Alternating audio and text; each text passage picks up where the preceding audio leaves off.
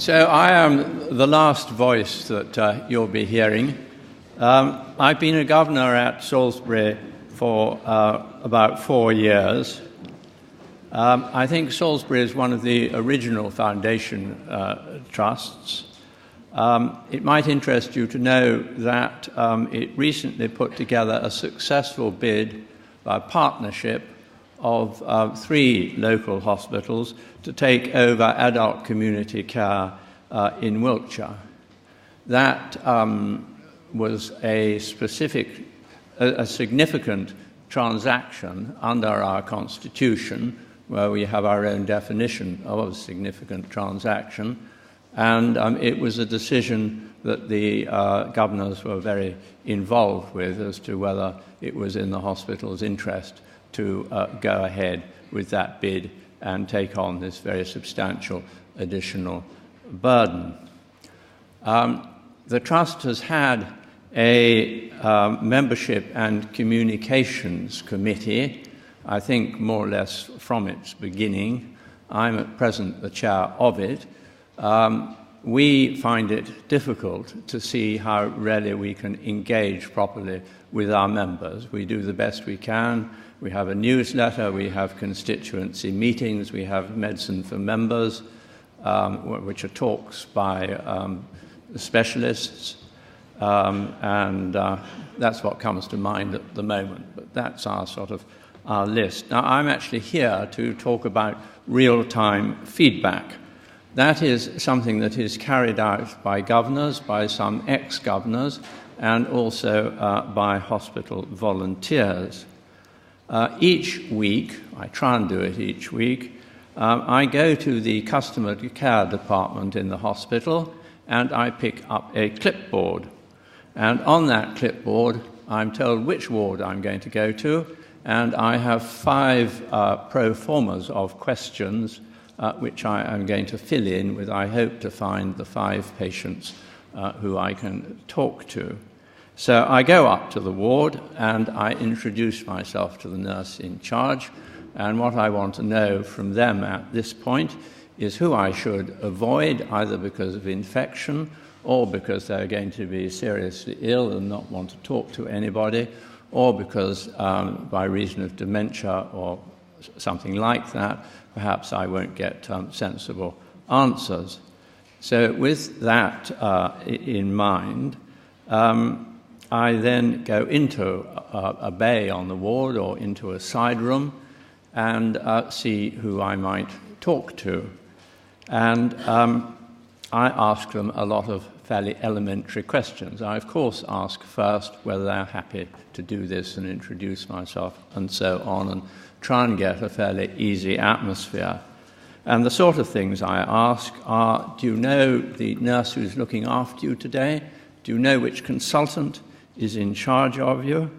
Have you been involved in the decisions about your care as much as you'd like? Have people talk things through with you in a way that you can understand? Has your medicine been explained to you? Call bells, how long does it take for a call bell to be answered? 2 separate questions, one for day and one for night. Questions about food. Have you been disturbed at night by noise from other patients? Have you been disturbed at night by noise from nurses? If you have been disturbed, is that something that is a real problem, or is it something that you really don't mind about too much? You have to put up with it because you recognize that you're in a hospital.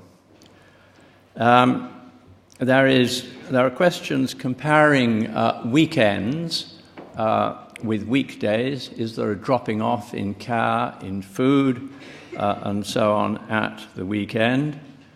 And then there are perhaps the 2 most important questions, I think. Do you feel cared for with compassion? And there are 3 boxes that I can tick. One is yes, always, yes, sometimes, and no. And then overall, how would you rate the standard of care that you're receiving, and the little boxes go from poor, fair, good, very good, excellent. So I take all that quite slowly, and I think that I usually get an honest response. I also make a note of any important comments that are made, favourable or unfavourable. If they say that the nursing on the ward is absolutely terrific, well, I write that down because that's going to go back. If they say that one or two nurses have been rather offhand and rude to them, I write that down. There's no question on the form about nursing numbers, but I have my eyes and ears open, and I pick up what I can on that. Very often when you ask about the standard of care, they will say whether they think, the patient will say whether they think that the nurse is not only doing a good job or not such a good job as it may be, but it's amazing how they do considering how rushed they are or whatever. I go into toilets, I go into bathrooms, there are questions about general cleanliness, and I have a look at things. At the end, I say, well, usually I've heard mostly good news. I ask